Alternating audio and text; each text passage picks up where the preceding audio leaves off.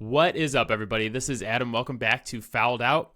I want to warn you guys to start the podcast that if you are a Patriots hater, if you listen to this podcast to hear me complain about Boston sports, that this may not be the episode for you because the New England Patriots took down the previously undefeated Buffalo Bills in Buffalo on Sunday Night Football. Drake Maye was amazing. Vrabel coached a hell of a game. The defense killed Josh Allen. So many awesome things to talk about, and you know Matt and I are going to talk about it here on the pod. We are recording a day early due to some personal circumstances, but also partially because I could not wait to talk about Drake Maye. So we'll talk about that. We're going to talk a little bit about Trevor Lawrence and his trajectory as a starter, do scolds and bolds, the whole deal. But before we get started and before we grab Matt, we're going to talk a little bit about baseball. If you are here for the Drake Maye party, you can skip through our intro music and get right into the football, but I do have a little bit of baseball I want to talk about first. The Red Sox, unfortunately, fell to the Yankees in Game 3 in Yankee Stadium. I think still a really successful season for them in what was supposed to be a rebuilding year. There's a lot to be proud of. There's a lot to build on. And now I get to root for my true favorite team in the MLB, and that is whoever plays the Yankees. And I have thoroughly enjoyed the Blue Jays putting an absolute ass whooping on them through 2 games of that series, 10-1 and 13-7 in Toronto. Game 3 is tonight in New York, so you guys will know the result of that when you're listening to the pod. It is about to start here. I think first pitch is in about 10 minutes from recording, but I'll be keeping an eye on it and rooting for the Blue Jays tonight. There's been a lot of noise in this last week that the Red Sox are close to being a contender again, which I kind of agree with, kind of don't. You know, we don't have to get into all the details, but the rumor has been that management thinks they're close and ownership is now willing to spend money on this team again in order to put them over the hump. I'm in a wait and see mode with that. My biggest critique of the ownership group over the course of the last couple of years has been their unwillingness to invest in this team and spend money in order to get them into contention. So, you know, kind of a cheap team this year. They traded Devers and really didn't take back a huge return just to get off his contract. They had some shenanigans with Roman Anthony and his call-up status that, you know, you guys have heard me complain about it on the pod before. So I'm in wait and see mode, but if I was going to give management my wish list for this offseason, I would be looking for 2 things. One is I want them to revisit the Joe Ryan trade. If you remember at the deadline, they approached the Twins about trading for their ace, Joe Ryan, who I think is a perfect complement to Garrett Crochet and would give the Red Sox the best 1-2 punch in the entire league for their pitching staff. So I'd like to see them go back to that, see if they can work something out that's somewhat reasonable with the Twins to bring him in. And then my big thing for the offense is to add what I call easy offense. And that is guys who may not hit for a high average. They might strike out a lot, but guys who are going to have some pop in their bat. So home runs, doubles, lots of extra base hits. Pete Alonso, the first baseman for the New York Mets, and Kyle Schwarber, old friend Kyle Schwarber, who we never should have let go, are both pending free agents. So I don't think Philly's letting Schwarber go without a fight. It sounds like the Mets are willing to let Alonso walk, but those are the type of guys I'm looking at because the Red Sox offense, especially in the playoffs against the Yankees, a lot of points this season, it was like pulling teeth. And it was so hard to generate runs because it would be, you know, you had to get walks and singles, and they didn't hit a ton of homers this season. It was difficult at a lot of points during the season to generate, you know, easy offense. And we've seen with Toronto putting a pounding on the Yankees that Toronto's like, hey, we're just going to hit a shitload of homers, right? And we're going to make it really easy. We don't need to hit 3 singles or 4 singles in a row in order to bring 1 run home, which is kind of where the Red Sox were against the Yankees in that series. And that became extremely frustrating. So Joe Ryan, add easy offense. And then I would like to have Bregman back. Looking at it right now, I think Bregman, Story, and Giolito are all going to enter free agency. To be honest, I don't know about bringing Story back. He had a great season. Really appreciate what he did for this team, but he has a very, very long history of not being able to stay healthy. I think Bregman was a great leader for this team, played a great third base, and really brought a lot to the team this year, especially before he got hurt. And then coming back from that injury was a little bit rough. So I would like to bring him back on a longer-term deal and then hit those other two items, and I will consider this an extremely successful offseason, right? That would be like my A-plus scenario. And then obviously you get Roman back and Marcelo Mayer, and maybe Christian Campbell comes up again to start next year. I think this team can be really good with a couple of major additions. But besides rooting against the Yankees, who do we root for now? The number one option I'm rooting for is the Milwaukee Brewers. Obviously, the main reason is that my brother-in-law and my sister are big Milwaukee or Wisconsin sports fans. So we're rooting for them. Also, the Brewers don't have a World Series, so I always like to see someone new win. My preferred World Series matchup would be Brewers-Mariners. Somebody gets there first. It's two fan bases that have been super dedicated, smaller markets. Sometimes I hear, Green Bay area and Seattle referred to as small markets. I'm like, I don't know about that. My fear with the Brewers was really similar to what I was just talking about with the Red Sox, where I didn't know if they were going to be able to generate easy offense in the playoffs. They were 22nd in the league in homers, 9th in doubles, which is pretty good, but they were just below league average in slugging percentage this season, which I know some of these stats are archaic, and I'm not using sabermetrics and WAR and all the crazy stuff, but when you get to the playoffs, you need guys who can hit homers and get you a couple runs easily, because a lot of these games are so low scoring. Not in this round, but typical playoff baseball games tend to be pretty low scoring because you're using your best pitchers in shorter windows. You're really throwing your best guys who throw really hard for the most part. But if the Brewers are going to hit like they've hit in the first two games against the Cubs, where they've scored 16 runs in 2 games, they're going to win the World Series. They have the pitching to do it. They have the bullpen to do it. The offense and getting easy offense was my biggest concern for them. And if they're going to hit like this, then they, at the very least, I think are going to the World Series, probably winning it. They were the best team during the regular season, or at least for the vast majority of the regular season this year. I think, their date with the LA Dodgers in the NLCS may very well be the World Series. I know the Dodgers weren't a tank this year like we've seen in years past, but that team is just so damn talented, and they got it done last year, so they have the experience. And Matt and I say this all the time about football and about basketball, but sometimes you just have the best player in the entire world and maybe the greatest baseball player we've ever seen in Shohei Ohtani. So I think that series would be super fun. And in the AL, Mariners and Jays, I think would be fun.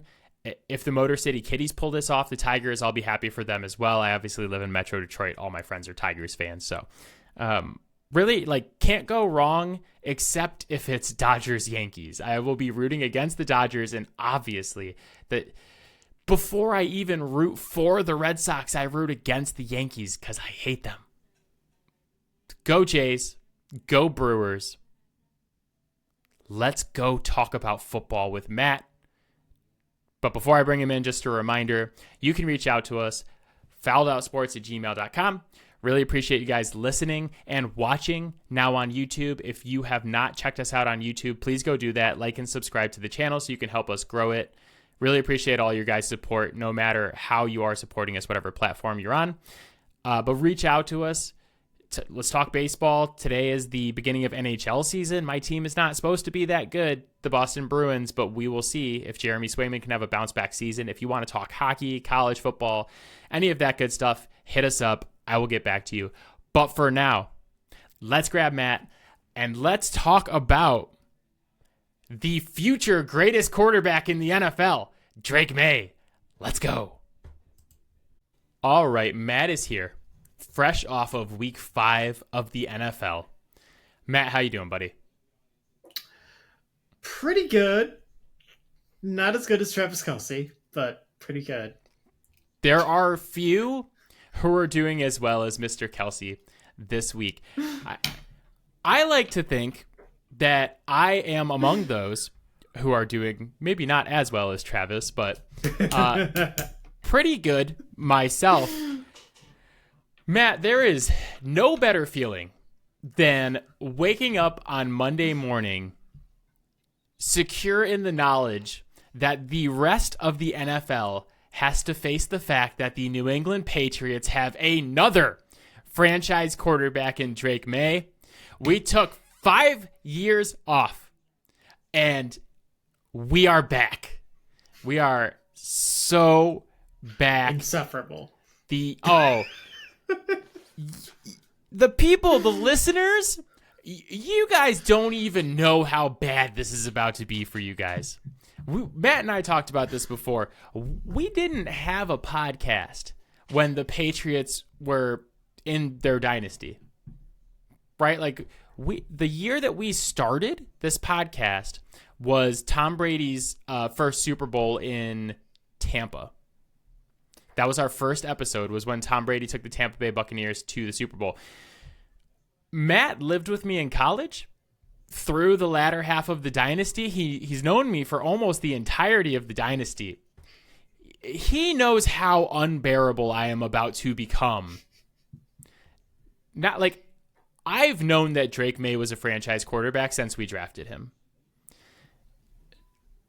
The fact that all of you now have to face the fact that Drake Maye is a franchise quarterback and already 5 games into year 2, a borderline top 10 quarterback in the NFL right now. Now I'm about to become really unbearable. And there are probably some people at home like, he wasn't unbearable already. No, I was not. Check your phone real quick. Not compared to what I am about to do. I don't know what Matt sent me. Oh, yeah. That is so you. See if you guys can see this on the broadcast on YouTube. Live YouTube, look at my phone. I am about to create an environment that is so toxic. We will lose listeners out of the greater New England area. All jokes aside, Patriots go into Buffalo, beat the previously undefeated Buffalo Bills and Josh Allen at home in primetime. And Drake Maye, incredible again. Honestly, like, statistically, he's right there with the best quarterbacks in the league. He is second in completion percentage through 5 games. And as that sample size begins to get larger and larger, it starts to become a trend that he is completing a lot of passes. He's 5th in yards as well. So he's, these aren't like dink and dunk, all check down stuff. Eye test wise, was Sunday night like your first full game really watching Drake? Did you guys have any primetime games last year?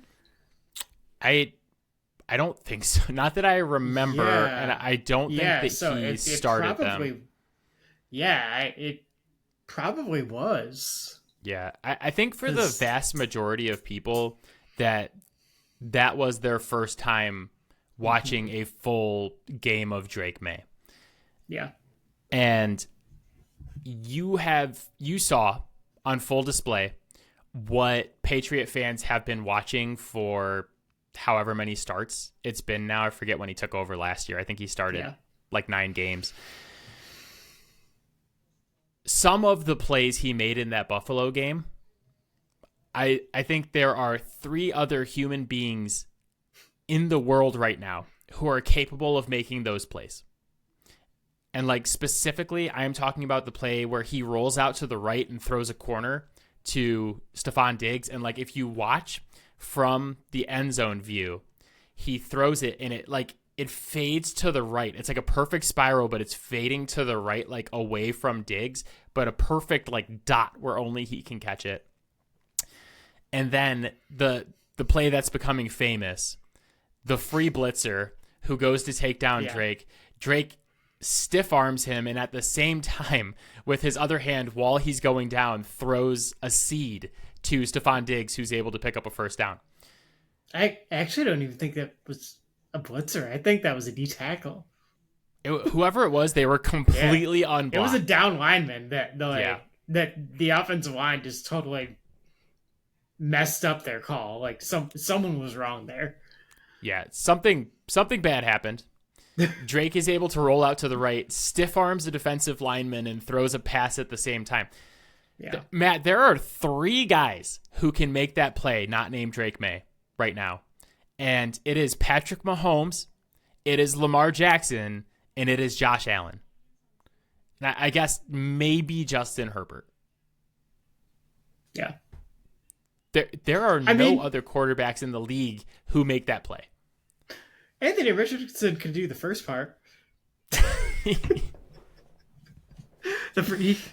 have him in the first half. Fair. That's fair. You got me in the first half there. I'm not going to lie. But statistically, he's been incredible. Eye test wise, I mean, even besides the wow plays, there was a pass to Hunter Henry where it's like a perfectly layered ball, 20 yards downfield over the linebackers, but under the safeties, where there's like 4 guys kind of in a box around Henry and it drops right into him. There was an absolute dot to Booty down the right sideline on the game-winning drive of that game. Like, he's made these throws all season out of the pocket, and then when structure breaks down, he has the running ability, he has the elite athleticism. Like, this was always the case for Drake Maye. Is that like right now he is extremely raw still, and he is doing what he is doing with, I still think, one of the worst supporting cast in the NFL. And in terms of offensive weaponry, in terms of the offensive line outside of Will Campbell, who is just like chef's kiss amazing. It's funny because like the last time we beat the Bills, it was a disaster because we couldn't get Abdul Carter. And it actually kind of worked out perfectly for us because we were able to draft Will Campbell, and he's just he has been amazing, even though he's got little tiny T-Rex arms that he can't block anybody with, apparently. But he's doing great for not blocking anyone, then. Yeah, I mean, apparently I was told he can't block anybody, that his frame is way too small. But Drake, with this cast, like doing what he's doing and still being extremely raw, like this was always the case for him as a prospect, was it like the most elite athleticism of a quarterback, prototypical size, rocket launcher arm, like elite arm talent. There is no way that Drake Maye should have gone 3rd in the draft class that he went in. There is no way a guy like that should go 3rd in any draft class. And here comes my extremely biased opinion. He's the best quarterback in that draft class over Caleb. He's better than Jaden Daniels right now. Right now, Drake Maye is better than Jaden Daniels.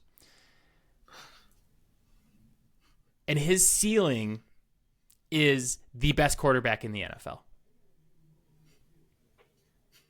All the tools are there. The playmaking gene, that it factor, is there. I think that you just started seeing seeds on Sunday night of something that I have known is there since we've drafted him. I think a lot of Patriot fans have been telling people, this is there. This is the guy. He's a franchise quarterback. He's going to be a top 5 quarterback at some point. There have been numerous detractors coming into this season and even the early parts of this season who have said like, okay, yeah, but like look at his record. He's like 1-8 and the Raiders game was not good. I think everybody's got to shut their mouths after that game on Sunday, Matt. I think you all have to admit that we have a franchise quarterback and that he is only scratching the surface of what he will be. I'll start with what I agree with. All of it. Next topic. Yeah, next segment. Best segment ever. Yeah, like his ceiling is up there, right? To be like in that elite of the elite. And I would even argue that anyone who was looking at what he was doing last year with what he had to work with that came into this season heavily skeptical of him apparently doesn't understand quarterback play or potentially even football. Can I tell you something that might shock you? That is the majority of sports media. So yes, but also, Matt, this may be shocking for you to hear. I know this might be hard for a lot of people listening to this to hear and believe, but Matt, there are a lot of NFL fans who don't want to see the New England Patriots succeed. There's a very large contingent of NFL fans who don't like the New England Patriots. There's a large contingent of sports fans who don't like Boston sports. I know it's hard for people to believe, but it's true. There are Boston sports haters out there.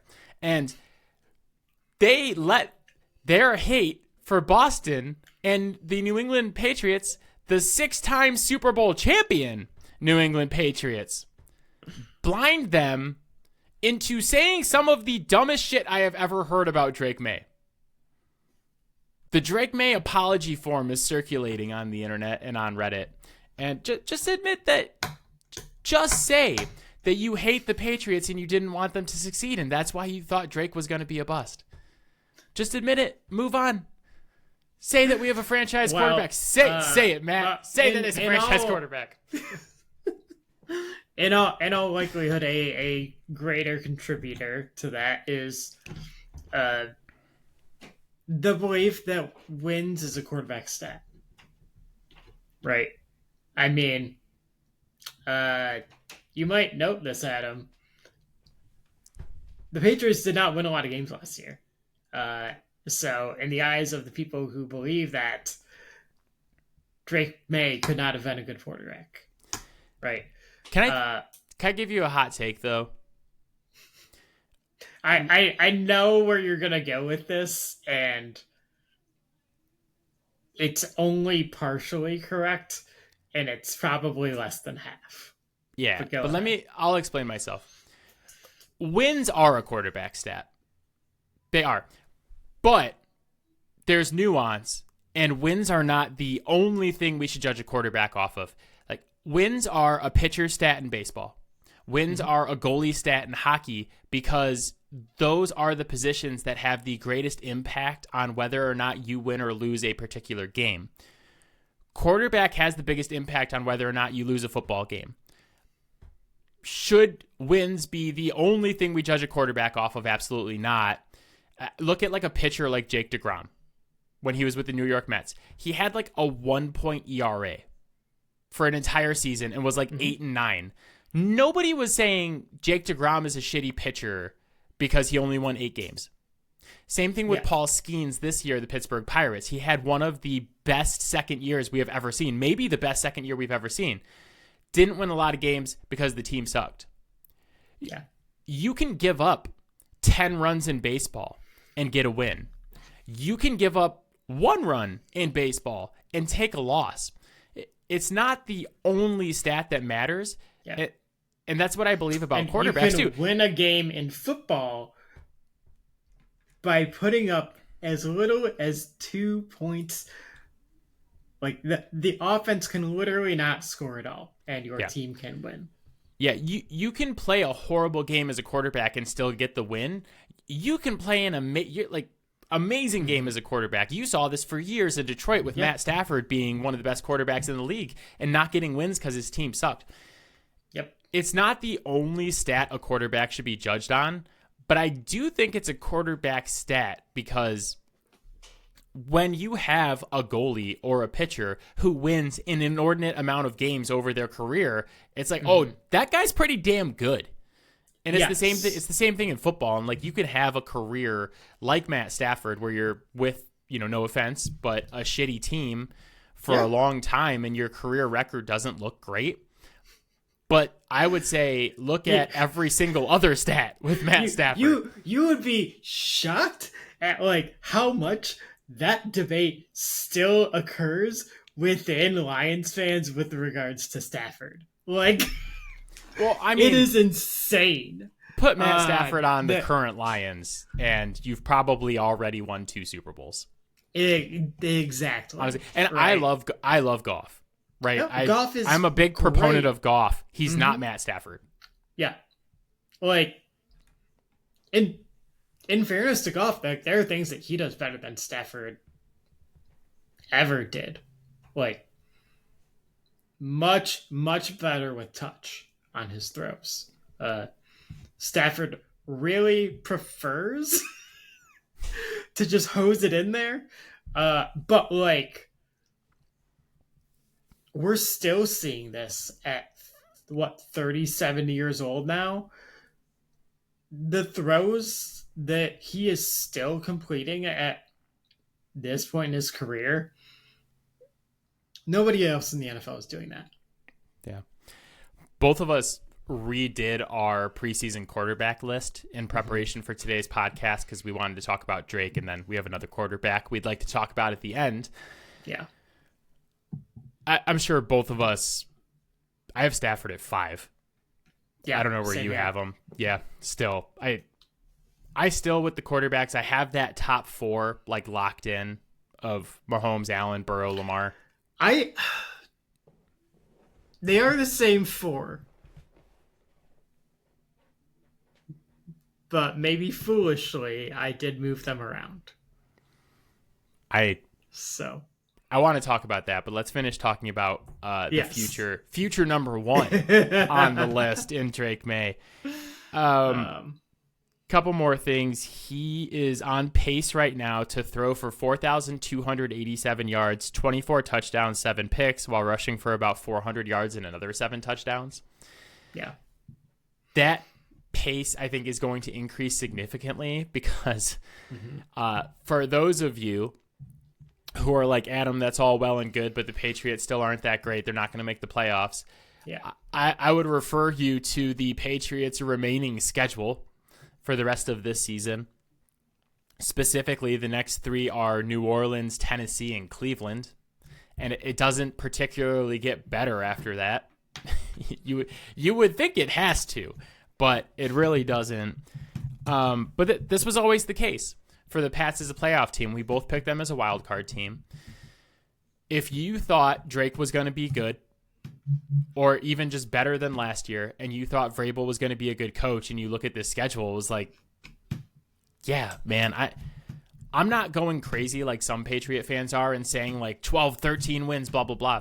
But I think 10-7 is a completely reasonable record for this team the rest of the way with what we have seen so far this season. I do expect them to drop some games they shouldn't drop along the way. I'm sure just because, like, I was texting you about it on Sunday during the game, but this team does a lot of things that stupid teams do. Yes. Still, I really thought during that game that they were going to blow it because they just kept doing stupid shit, for lack of a better word. Like, they have the 3rd and inches on the drive where they're up 20-17 and they false start and then they don't get the 3rd down. And it's like, they still do a lot of stupid shit. Drake still has some pretty major holes in his game that he needs to work on. They actually did a good job of calling it out on the broadcast on Sunday, which is the biggest compliment I will give Chris Collinsworth. Drake drops his eyes too early when trying to scramble. So, like, he drops back if his read is not there, like if his first couple options aren't there, he drops his eyes and tries to run. And they showed, Josh Allen goes to scramble but keeps his eyes up and then makes a big throw downfield. So that's something he needs to work on. He still has a lot of plays where he tries to do too much. And, the big play we were talking about where the defensive lineman's dragging him down is probably one of those plays, but it went well. And so it's a highlight. But there have been a few of those this season that have ended in fumbles or interceptions, because he's playing a little bit of hero ball, but he's young, and we knew we were going to have to rein that in. And just overall, like he rolls out to the right a lot. I was actually pretty stunned that the Bills didn't like do something to stop him from rolling out to the right, because it was like almost every play he's rolling right. He needs to learn how to be able to step up in the pocket a little bit more and throw. He needs to learn how to like obviously keep his eyes up and throw. He needs to be able to roll out to the left as well. So there's just some developmental things where like a team will see that you have a tendency to roll right when something's not there and start taking that away from you by sending blitzes off of that right side or corner blitzes or having a spy who's leaning right. But these are all fixable, teachable things. Yeah. And I really thought the most important development from the game Sunday was not Drake Maye. It was not Stephon Diggs looking like a wide receiver one. It was not the New England defense playing well against Josh Allen for the first time in years. Sunday night was the first time that I truly saw the Mike Vrabel DNA imprinted on this team. And that is something that should be absolutely terrifying if you are a team that's going to be competing with the New England Patriots over the next 5 years. And when I say the Mike Vrabel DNA, like, yes, this team did a lot of stupid shit. They turned the ball over. They had bad penalties. They did all this stuff. But there were so many opportunities where those mistakes could have unraveled this team and let them get this or let the game get away from them. And the mental fortitude to hang in there, keep making plays, keep playing tough. That is what Mike Vrabel. I didn't hear no bell moments.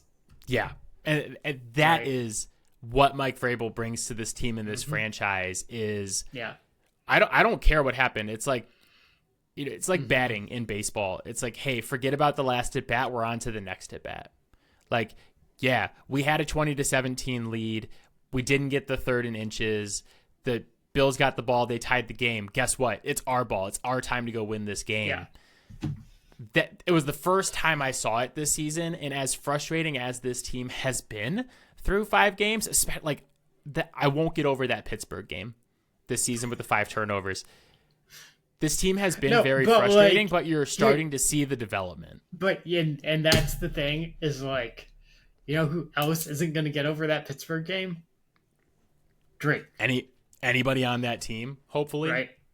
I mean, maybe, but like the one that matters, Drake. Yeah. Right? Like that's because like it or not, like he has to be the leader of that team going forward. And if he won't get over it, then everyone else is going to fall in line. Yeah, that's the other thing about him that I've really appreciated this year is that he's young. He's one of the youngest guys on the roster, and he absolutely is the leader of this team already. Like, they were interviewing Stephon Diggs before the game, and they're like, how does it feel to be back in Buffalo? Are you excited? And blah, blah, blah. And he's like, yeah, I'm super excited to be back. And they're like, you played with Josh Allen. Now you're playing with Drake. Like, what do you notice about Drake? And he was basically just like, everybody on this roster would run through a wall for that guy. Yeah. That's all the stuff you really want to hear about your franchise quarterback. So. Yeah. Man, Stephon Diggs, when things are good, he is the best vibe. I will not continue any further with that statement. Well, what I'll say about Stephon on a serious note, so 10 catches for 146 on Sunday, becomes the first Patriots receiver since Julian Edelman in 2019 to post back-to-back 100-yard games. Also, the first time that the Patriots won back-to-back games since, I think it was 2023. So, important win for the team. Yeah. That was the best that Diggs has looked since, 4 years ago in Buffalo? Yeah. I've had my qualms with Stephon Diggs on this podcast. I mean, maybe he did look really good in Houston. I'll give him that. for a little bit last year. Before he got hurt, yeah. Yeah. But this guy tore his ACL October 29th last year. Yeah. We are not even a full year removed from this guy tearing his ACL, and he looked like that on Sunday. He was cooking everyone on Buffalo. You could tell it was personal. You could tell that guy wanted it. Yeah. But more importantly for Diggs, he's a little older now. By all accounts, has taken on a huge leadership role within the team and within the wide receiving core. And he's like spending time teaching guys. All the guys love him. I've been critical of him in the past on this podcast when he was not on my team. And when we signed him, I was kind of like, yay. Like we really needed it, but I didn't know what he was going to bring to the table. I didn't know if he was going to be a headache. And man, right now, I fucking love this guy. Well, we'll have to see how it plays out, but I'm wondering if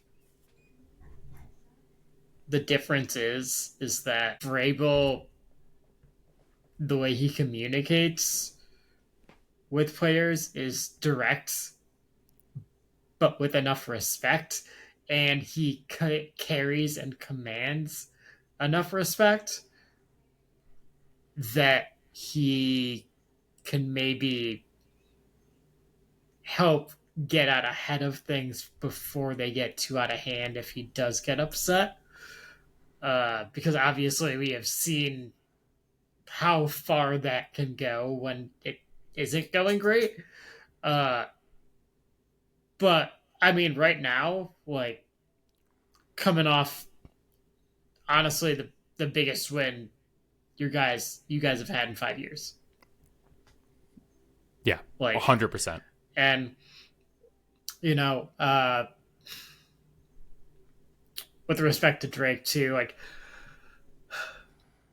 no, I don't think he has surpassed Jaden Daniels. I'm not even sure that I would say he's past Caleb right now, but here's the difference. Those guys have played more NFL football than he has. And Jaden Daniels is also a full year older than him. So I think he's multiple years older. Yeah, I know. It's at least over one. But yeah. Jaden is 24. I think Drake is 23. I'm not sure exactly what the birth dates are, but yeah. I mean, it's like I know Jaden's a little bit on the older side when he was drafted, but like those guys should be ahead of him. Like talent and mental capacities aside, like just they've had more actual reps. He's gonna close that gap over the next year and a half for sure. I definitely disagree on Caleb being ahead of him right now. He's played a lot better this year than a lot of people are making it out to be. He has. And he also has to deal with DeAndre Swift being his fucking running back. Yeah. But I know that earlier I said I believe that Drake Maye is better than Jaden Daniels, and I do believe that. But both of us went and re-ranked all of our preseason quarterbacks before this podcast. I actually take that back. I actually do think, thinking about the way I ranked them. See, you're right on that one. Gotcha, convinced you. I do have Jaden Daniels ahead of Drake Maye in my quarterback rankings. Yeah. I believe Drake is a better quarterback, but if I'm being objective, Jaden Daniels has proven more at the NFL level than Drake has. So if I'm talking about like who am I starting a team with right now, I think I probably still have to take Jaden just because I've seen him win in the playoffs. I've seen them have a winning record, that kind of stuff. But I don't know, man. If I'm just sitting here and being like, who is a better quarterback, it is hard for me not to say it's Drake Maye, but I am also 100% biased. So it's my bias side and my non-bias side is I'm like, okay, like, yeah, I'll rank Jaden Daniels ahead of him because he's proven more. And then I'm like, my homer side is like, but Drake is better. He's gonna prove it this season. God damn it. Yeah, I kept Daniels at 6. I had Drake at 11. I also have Drake at 11. So Yeah. we actually agree on that. I have Daniels at 8. I had someone that I didn't think about until I was like going through the list and being like, who am I missing? That ended up in my top 10. And I was like, yeah, like yeah, he needs to be there. So let's talk about where we're at. Who are your top 10? Because you alluded to it earlier that you. Oh, you know what? Before I wanted to give one more shout out before we move on from the Patriots. Offensive coordinator Josh McDaniels has absolutely been in his bag this season, scheming guys open. And I was thinking about this earlier today that Josh McDaniels is kind of the perfect offensive coordinator for Drake Maye because, one, he's a very, very good offensive coordinator and always has been. Two, he is not going anywhere ever again.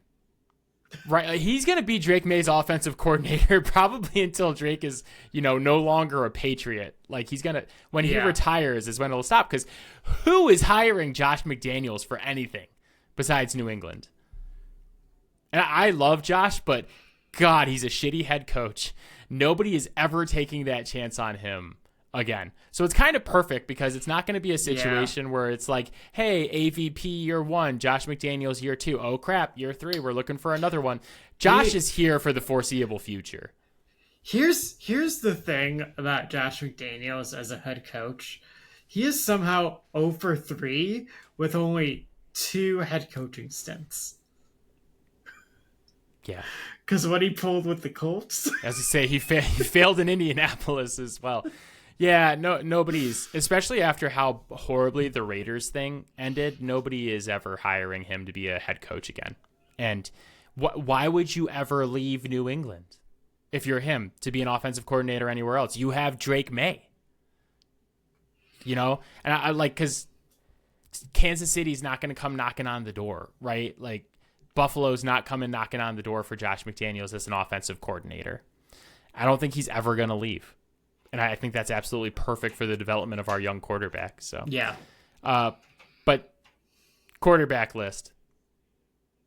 I wanted to hear your top 10 because you said you kind of scooted. You have the same top 4 as me, but you kind of scooted around their order. So I wanted to see where you were at. I bumped Allen up to 1, Lamar up to 2, and I bumped Mahomes down to 3. I know that is probably going to reflect poorly in February. However, the reality is the past 2 seasons he hadn't really looked very good. But he was Mahomes. Things kind of always made things work out his way, even if he wasn't playing well. The Super Bowl, not entirely on him, but unmitigated disaster. Like, he was not good in that game either. And coming to this season, still not playing well. And to cap that off, he has not been particularly accurate this year. Like, him missing throws has actually been a problem. They had kind of been trying to use the short passing game to, like, supplement their running game since they hadn't been able to run the ball. And part of why that wasn't working was because he just was struggling to be accurate consistently. Can I offer a rebuttal? He's Patrick Mahomes. I know. Yeah. No, I actually had a one word rebuttal. No.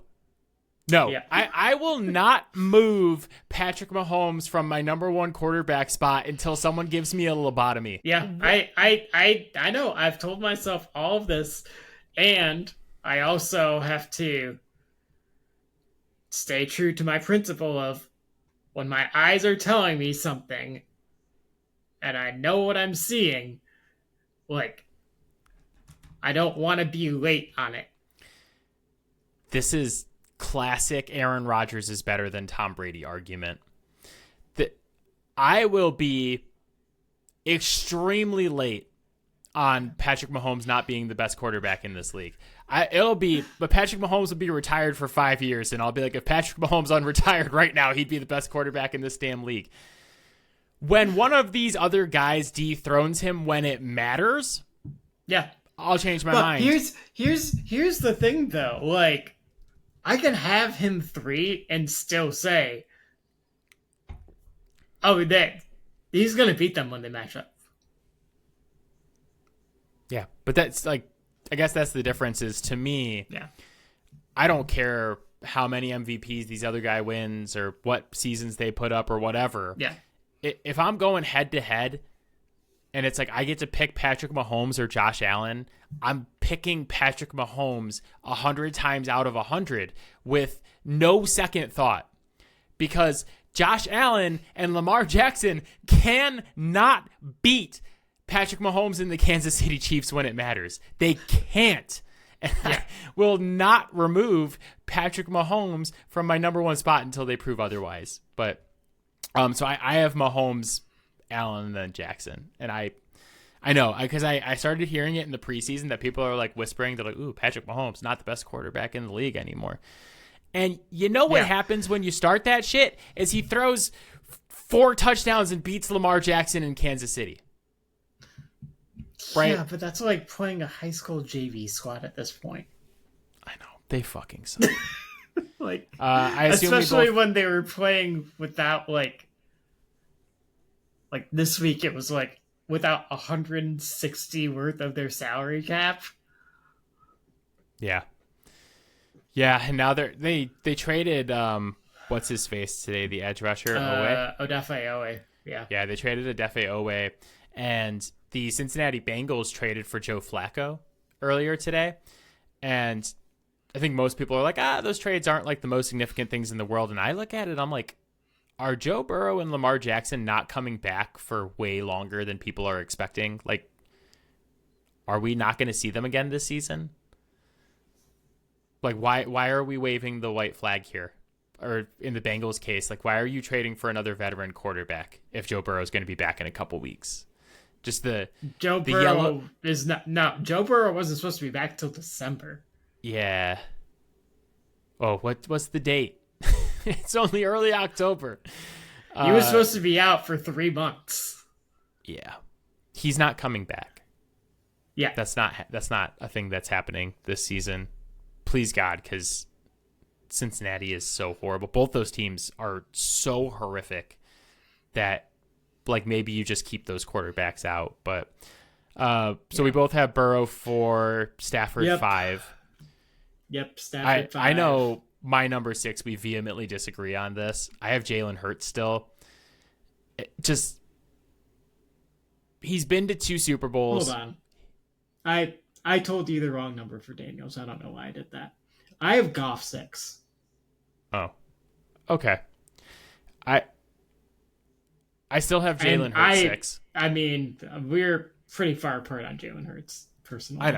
I know we disagree on this, but like more than you think. The guy just wins football. The guy just wins football games. Where do you have him? Not this last week. Fair. 12. I don't know, man. He just wins football games. So you have Goff. You know how everyone has always used the, like, you have to put, like, so much around Jared Goff in order for him to be good. I kind of feel like that's even more so true about Jalen Hurts. He has to have a good offensive line because he doesn't do well with the blitz. He has to have a good running game because, like, he's not a guy that you want throwing 35 times a game. Right? He has to have, like, he has to have, like, a dominant X receiver because he doesn't throw to the middle of the field. So, like, there's so many things that are required for him to work. Like, he works in this specific offense, but then, like, the offense has been terrible this year without the running game working. Like, he had 0 passing yards in the half of a game. Yeah. I know like, all this. You will find me dead before I put a quarterback like that in my top 10. I know all this, but I also know that he's going to win games in the playoffs when it matters. Okay. So did Trent Dilfer.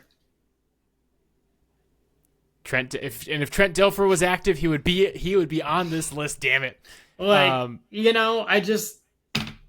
not saying he's a bad quarterback, but god damn it, like, we're disrespecting so many other quarterbacks when we put him above them. Baker Mayfield, number 7. You know it. I have Baker at 7. Then I have Daniels at 8. I have Daniels at 8 as well. I have Goff at 9. Okay. I have Herbert there. Yeah, I have Herbert 10. Who's your number 10? Dak Prescott. He's been awesome this year. You just don't care about the NFL playoffs. No, like, you just don't care. You're like, you know what? That's not important. I saw him throw to George Pickens. I don't care if I could trust Dak Prescott to win a single playoff game. This dude put up 40 points in a game where he didn't have his number 1 wide receiver. Fantastic. What was the date on that game? It's like 2 weeks ago. Yeah, October something, not January something. Do it in January, Dak Prescott. No, because here's the thing. We're already at the point in this rankings where we're at quarterbacks that aren't going to win playoff games. That is surprisingly fair going down the rest of the list. Brock Purdy? Won a playoff game? Right. So, like... Okay, who would you rather have? You're trying to win a playoff game this season. Dak Prescott or Drake May? Oh, God damn it. Yeah. Okay, can I take Dak to get me to there and then put Drake May in? Yes. No, but, I mean, I have Herbert 10. I have Drake May 11. I know we both have Drake 11. Mm-hmm. And our big difference is on Jalen Hurts. But, like... Yeah. I got to Drake, and I'm like, I know I haven't seen him do it yet, but I haven't seen him not do it yet. And then the rest of the guys on my list, I have seen you actively not do it. I have Sam Darnold, number 12. Like, he's been amazing. I know he's not going to do it. Dak Prescott, 13, not going to do it. Jordan Love, CJ Stroud, Daniel Jones, Trevor Lawrence, Kyler Murray, Caleb Williams. I guess Caleb, I haven't seen it yet, but all of those other guys I named, not going to do it when it matters. Yeah. I at least believe Drake can. Mm-hmm. I said another name in my list that we were having a lively discussion about last night during Monday Night Football as the Jacksonville Jaguars took down the Kansas City Chiefs 31-28. Trevor Lawrence, quarterback for the Jacksonville Jaguars. And before we have this conversation, I would like to remind the audience that Trevor Lawrence did beat Patrick Mahomes last night, something that Josh Allen and Lamar Jackson are unable to do. Last night, Matt was on one. I will admit I have come to a more reasonable state, but boy, when I was saying what I was saying, it looked justified. Yeah, well, there's a reason that we don't do the podcast at certain times. I'm pretty sure that I text you the words, maybe we should fire Mike Vrabel during a game this season. We're 5 games in. There's a certain, like, okay, there's like podcaster hat. I'm going to be objective and smart, and I know it takes time to develop things. And then I'm also an extremely passionate, overreactionary fan while I'm watching the games. And we turned the ball over I watched Ramondre Stevenson fumble again, and I was like, shoot him into the sun. And then he scored 2 touchdowns against the Bills, and I was like, okay, he can stay. Things get said. Things get said in the heat of battle. It's not a big deal, okay? We're over it.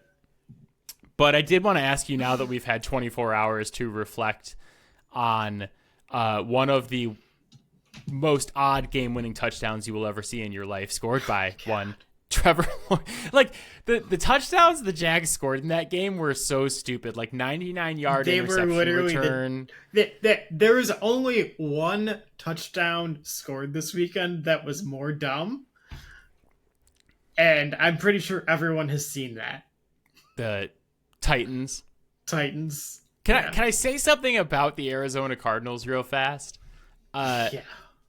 That's the second time this year in an Arizona Cardinals game we've seen an interception get fumbled on the return, because the Seahawks did it against them. Yeah. So they, the lube gods giveth and they taketh away. Buffalo Sunday night. That's what we saw, because that was a ridiculous amount of fumbles. That's the thing. I had to watch Ramondre Stevenson and Antonio Gibson fumble again on Sunday night, and Travion Henderson sit on the bench, and I was like, this guy doesn't know the playbook. That's the problem. Yeah. Travion Henderson does not know the playbook. That's an issue.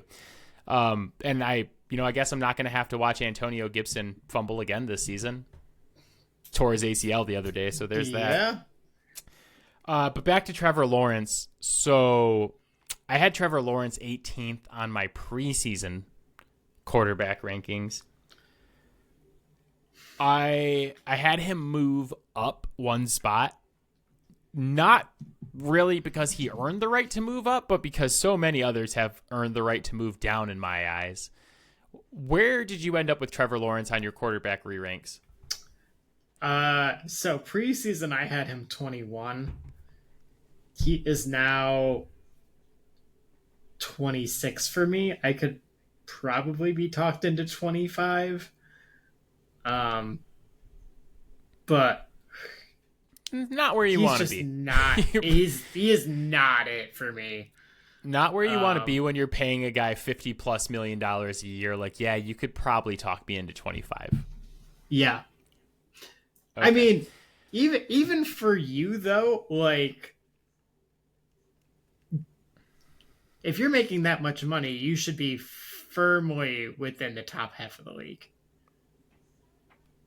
Oh yeah, like 100%. I mean, so I take, I know we're not considering like how much these guys are getting paid in our rankings, but like if you're talking about pure in the NFL, yeah, if you're talking about pure quarterback value, he is by far the worst. Or it's either like him or Tua, or possibly my guy Kyler. All right, so I made a list of quarterbacks I think Trevor Lawrence is definitely better than, and then a couple guys where I'm like, he might be better than them. And I want to see where we disagree here. I think there's going to be quite a few because we have like a 9-spot gap. Spencer Rattler. Yes. He's definitely better than Spencer Rattler. Definitely better than Spencer Rattler. Dylan Gabriel, or it was Joe Flacco until this week. He's definitely better than Dylan Gabriel. Yeah. Yes. Jackson Dart. Trevor Lawrence is better than Jackson Dart. Okay. Yes. Bryce Young. He's better than Bryce Young. But by less than you think. Michael Penix. Yes. But okay. I am Is it way low on Michael Penix. Cam Ward. No. Oh God. He's so better than Cam Ward. No. Like, so here's my thing with Trevor Lawrence. he has the third lowest pressure rate in the NFL, and the lowest time to pressure in his career. But he now, this season, has the least air yards attempted of his career. And then it's like, okay, well, maybe that's because the offense has changed, right? Well, his total EPA on the season, not per game, not per play, total, negative 3.1. Like, he is in he is in a low pressure situation relative to quarterbacks in the NFL, and he's still a net negative. It is kind of funny that I'm willing to look at guys like Cam Ward who are objectively in. Cam Ward might be objectively in the worst situation for a quarterback in the NFL. Like, offensive line is bad. No weapons whatsoever. Like, he has the ghost of Calvin Ridley. It's those three teams I mentioned earlier are all in contention. It's the Titans, Browns, and Saints. There's some argument to be had there that we will not have on this podcast. It's not worth it. Yeah, it's not worth our time. But, like, the fact that, like, you can clearly see that Cam has that dog in him, and, like, he has all the physical talent. Like, I'm willing to take the ups and downs that come with that as opposed to what I'm seeing from Trevor Lawrence. Yeah. And for the record, it is literally one spot ahead of him. So it's not like I'm not like... Well, I wanted to get to the point where we... Yeah, I wanted to get to the point where we disagreed, because now we're going to disagree on the other ones I have on the Trevor Lawrence is definitely better than these guys list. JJ McCarthy, Geno Smith, Justin Fields were my other ones. So I had McCarthy, yes. What were the other ones? Geno Smith, who I know we disagree on. Yeah, that's a hard no for me. And then Justin Fields. And Justin Fields. No. So here's what I will say on Fields. I will give you that Trevor Lawrence is a better passer than him right now, but I don't think that is by a particularly wide margin. And Fields is just so much better with the ball in his hands, like running with it, that like if the thing that I can say that Trevor Lawrence does best is actually run the ball, then why wouldn't I prefer the guy that's just better at running the ball? Yeah. Justin Fields, after this week, now 0-26 career in games where the other team scores 21 or more points. And do you want to know what Justin Fields' EPA on the year is? Lay it on me. Plus 7.7, having played one less game. It's actually pretty good. Yeah. It's unfortunate that he is part of the worst franchise in the history of professional football. Yes. I also for Geno, I'm not going to defend the way he's played this year. However, I don't think anyone is going to pretend that his situation is okay for any quarterback to play in. And Trevor Lawrence has never played at the level that Geno Smith played at in Seattle. So, like, for him to jump Geno for me right now, he's got to elevate his game. Geno now on pace to throw 31 interceptions this season. Last week, he was on a 30 interception pace, and somehow it became worse after their game against the Colts this week. I said maybe Trevor Lawrence may be better than Aaron Rodgers and Tua Tagovailoa. Maybe. I do not have him better than any of them.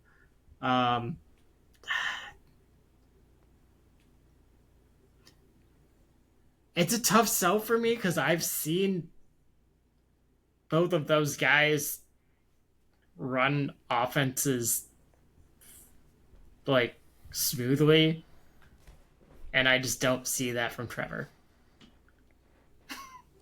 It's fair. I don't think Jags fans would say that they've seen that from him yet. So I had Trevor Lawrence in this next tier, but I'm going to take him out of this question because I know you're not going to pick him. You got to pick one of these quarterbacks to start your team around.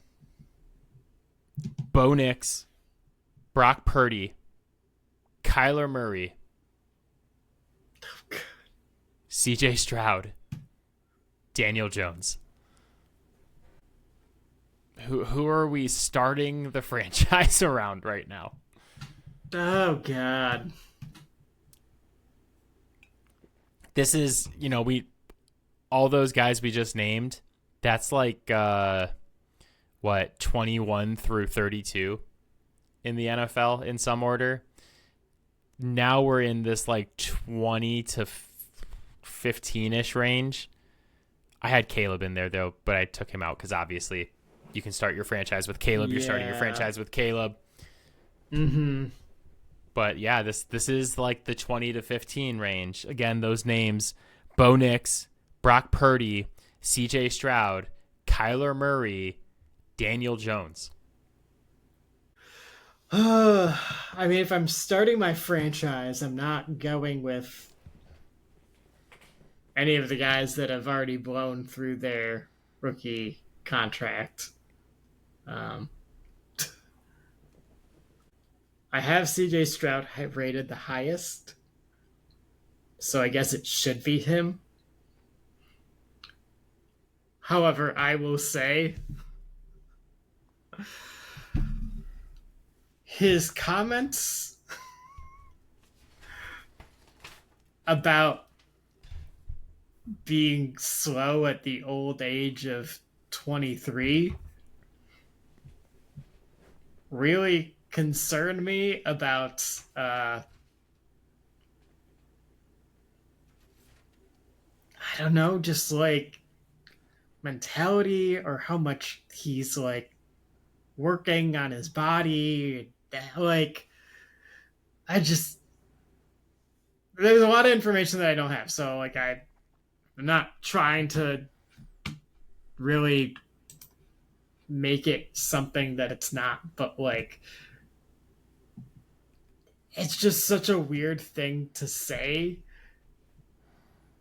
that I don't know what to make of it. So yeah, I had CJ Stroud rated the highest too. I think that's the answer, but I have him 15th. It's not one I feel good about though. Yeah, I have him 15th in the league. That's like the middle of the pack for starting quarterback. I had him at 16. So not great.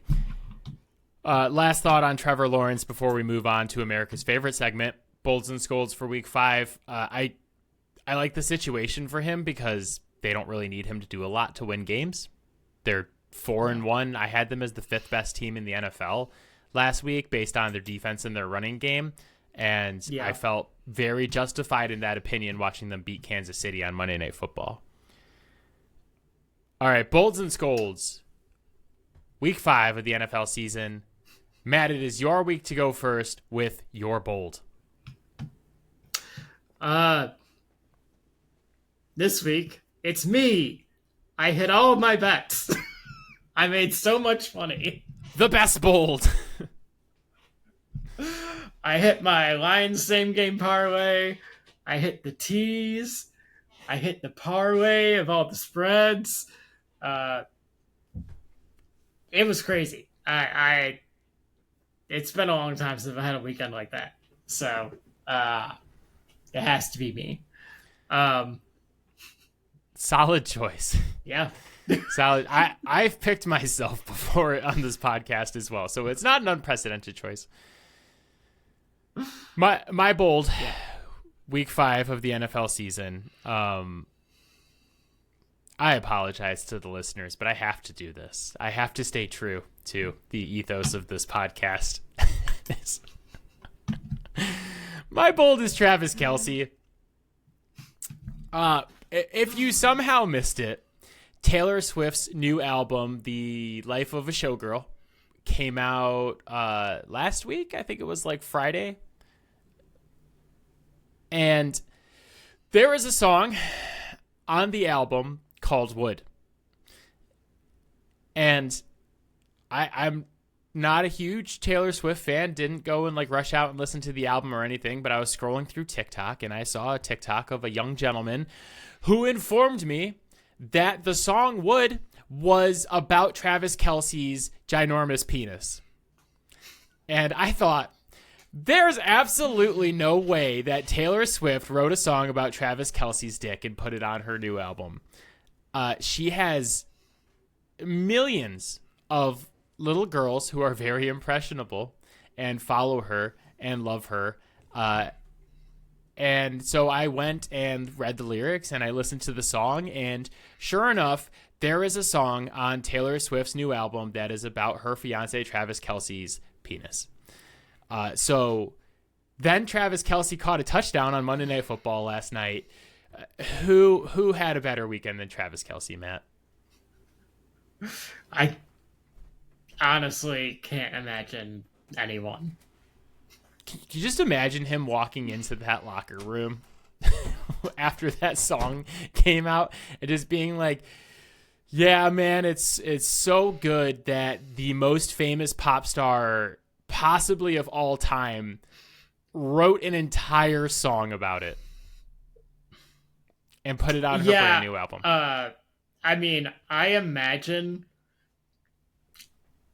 knowing Travis Kelce's personality, that in that locker room he is taking every opportunity he can to just have it out.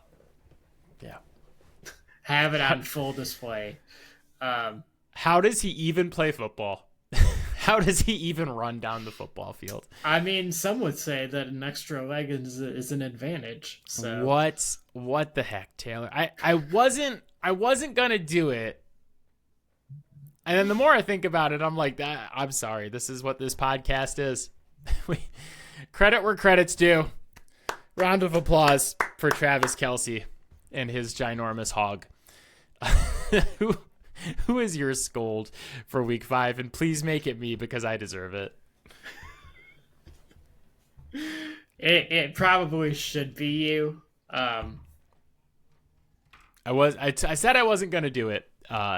Yeah, I had to. I apologize to my parents who listen to every single episode of this podcast. Your dad's probably laughing about it. My mom really likes Taylor. And she's like, oh, that's not what it's about. Go listen to the song. Anybody that doubts me, it is what it's about. It is so what it's about. No, I talked to my mom about it the other day. I was like, I can't believe that she actually did this. And she's like, yeah, there were some artistic decisions made on that album. That's a nice way to put it. Who is your scold for week 5? Well, I'm going to start by, and this is me gaming the system, I'm going to start by telling you who it should be. It should be the LA Rams. Because if they had not shot themselves in the foot at least 5 times in that game, any one individually of which they do not do, and they win that game. However, there was another team that we may have mentioned already in this episode that just took it to a whole other level. that would be the Arizona Cardinals. Yeah. They were up 21-3 on the Tennessee Titans. The game is fully in hand. In fact, they were up 21-3, and their running back, Amari DiMercato, breaks away on a run. He's clear and free to the end zone and decides to flick the ball through the end zone before he crosses the goal line, making it a touchback. No touchdown, no points, and ball goes to the Titans.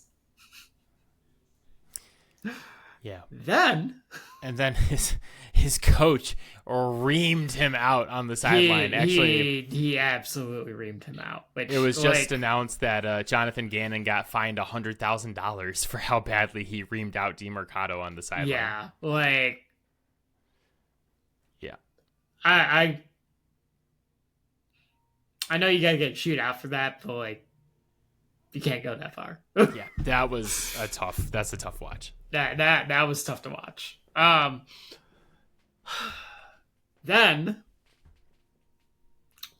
later in the game, Cam Ward throws an interception while in the red zone.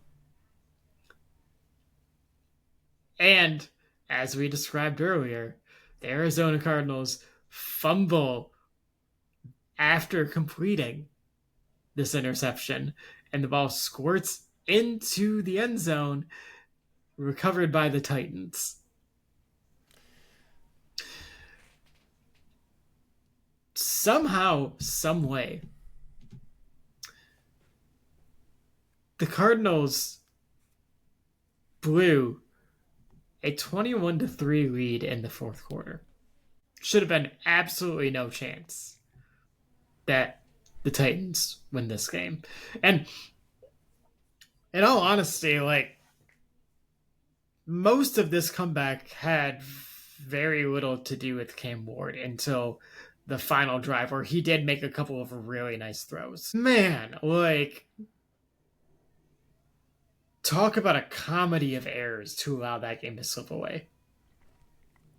Yeah, that was particularly horrific because I had them in a tease and slowly watched as the game slipped away on Sunday Ticket. And I was like, honestly, I want to be mad, but it's just kind of amazing how horrible this is.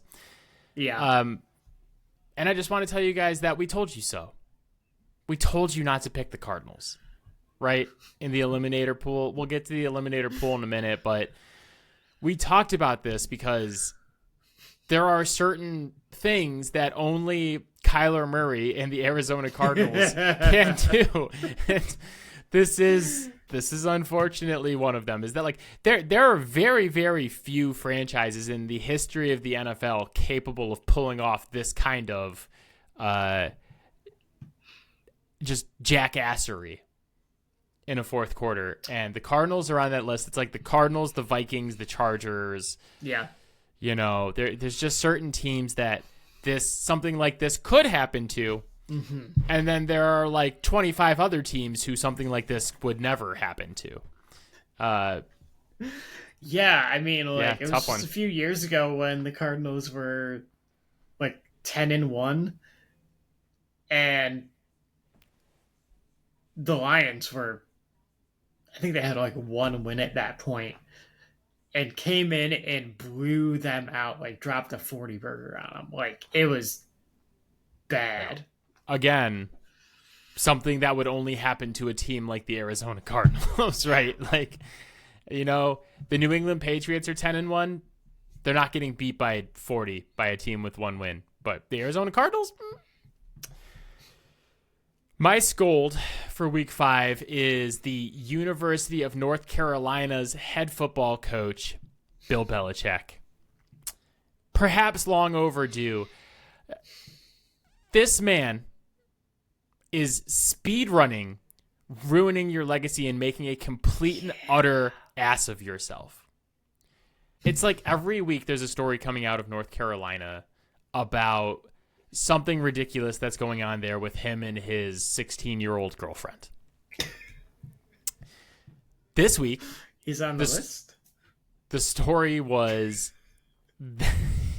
wouldn't surprise me at this point. This week, the story was that Bill Belichick had forbade the university's social media team from tweeting about Drake Maye. You know, Drake Maye, probably the best football player to ever go to North Carolina, has a thrilling Sunday Night Football win over the undefeated Buffalo Bills. You're going to disrespect Julius Peppers like that? Didn't Lawrence Taylor go there too? I don't know. Anyway, like I said, Drake Maye, the greatest football player ever to go to North Carolina, even if Julius Peppers and Lawrence Taylor went there. Definitely the best modern player to come out of there. The school does not tweet any kind of congratulations or anything about him. You know, Mac Brown tweeted a picture of the two of them, but the university is completely quiet. Turns out that Bill Belichick had forbade the university from tweeting anything Patriots or Drake Maye related. This comes on the heels of earlier this season, the University of North Carolina announced that the Patriots scouting department was not allowed in team facilities to scout the players. You know, Bill Belichick, who's trying to turn North Carolina into the NFL's 33rd team, and we're going to be a pipeline to get guys there, says, fuck one of the 32 teams because they fired me and my 14-year-old girlfriend.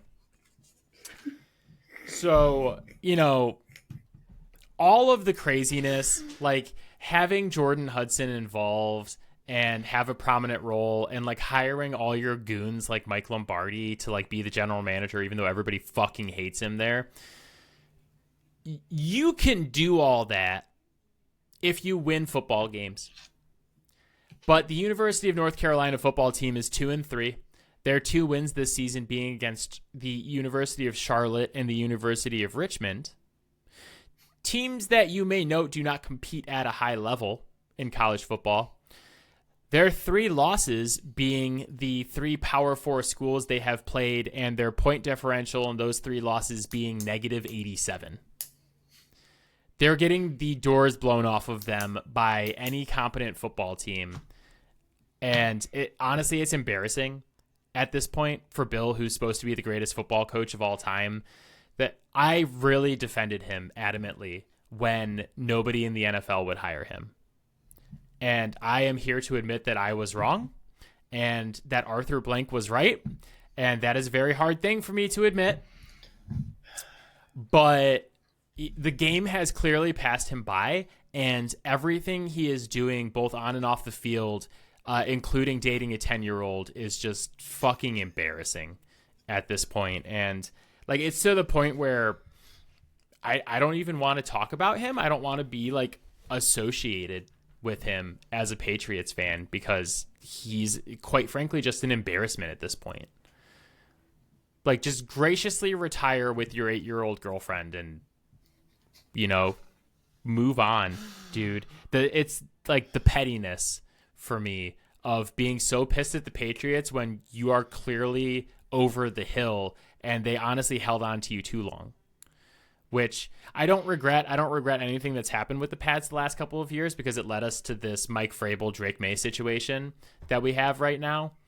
But holy cow, man, just like take some accountability and maybe like date someone who's at least half your age. He is like the epitome of the trope of like a man completely falling apart after like getting divorced, right? Like, yeah, just making dumbass decision after dumbass decision and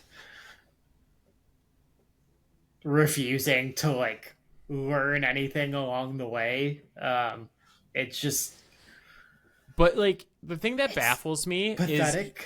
he was so good doing media last year. Like everybody's love for Bill Belichick was at like an all-time high last year while he was doing media. And for us to be he did the NFL draft and he was great, right? And everybody loved him. He did it with Pat McAfee and everybody loved him. And what was the draft 6 months ago? Yeah. To go from our love for Belichick being at an all-time high to just him being a complete and utter embarrassment in 6 months, like Yeah. that is Matt Ishbia levels of quickly fucking things up, right? Damn. Yeah, it's that bad. And I would like to tell Bill Belichick or anybody on the UNC staff who listens to this podcast that the New England Patriots don't want any of your shitty players anyway because you guys suck ass and we are a good football team again. No thanks to Bill Belichick. And his 4-year-old girlfriend.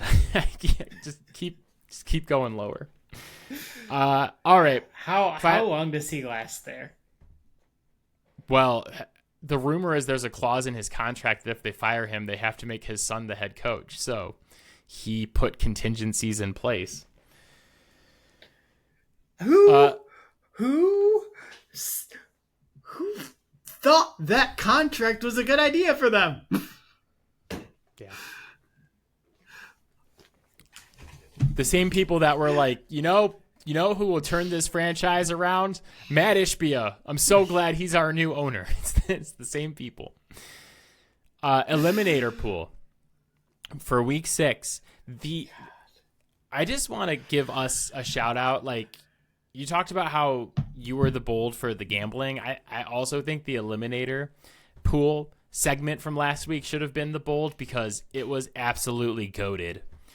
Yeah. The culling finally came. I've been warning people about it for weeks now. I was like, too many people are advancing. It's coming. 51.62% of the pool advanced last week. Fortunately, we are one of the 16,352 people left because we picked the Motor City Kitties, who took care of business against the Cincinnati Bengals on Sunday. The Cardinals were the largest incorrect pick of the week at 23.87%, a pick that we told you not to make. We told you on the segment that if anybody was going to give the Tennessee Titans their first win, it was going to be Kyler Murray and the Arizona Cardinals. Rams at 12.33%. If you picked the Rams, you violated 2 rules, division game and a road team. Road team? Maybe? No. They were home. It was a Thursday game though. It was a Thursday, yeah. Thursday game against a division opponent. You don't do that. That rule is going to come into effect shortly.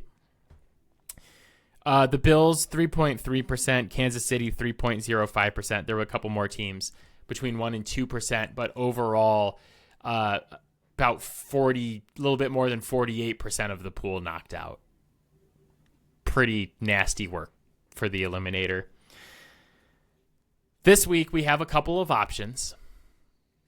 There is the Eagles at the Giants on Thursday Night Football. Mm-hmm. The Eagles should win, but also it violates essentially every rule we have. Yeah. They're on the road. It's a division game. It's on Thursday. And quite frankly, it is not the best team against the worst team that we can pick. We have the Rams at the Ravens. That is a road game, but the gap between those two teams, like Matt Stafford might throw for 600 yards on Sunday. And then the piece de resistance, the game that I have been leaning towards, we have the Packers at home coming off of a bye for the Cincinnati Bengals. Packers favored by 14. They are minus 1,100 to win this game. Yeah, like that is my lean, but about 48% of the people who have picked already have picked the Packers this week. And that should be the pick. But man, if Joe Flacco goes in there and starts for the Bengals, the funniest thing could potentially happen. Joe Flacco beats the Packers in Cleveland and then beats them with Cincinnati. That should be a safe pick, but I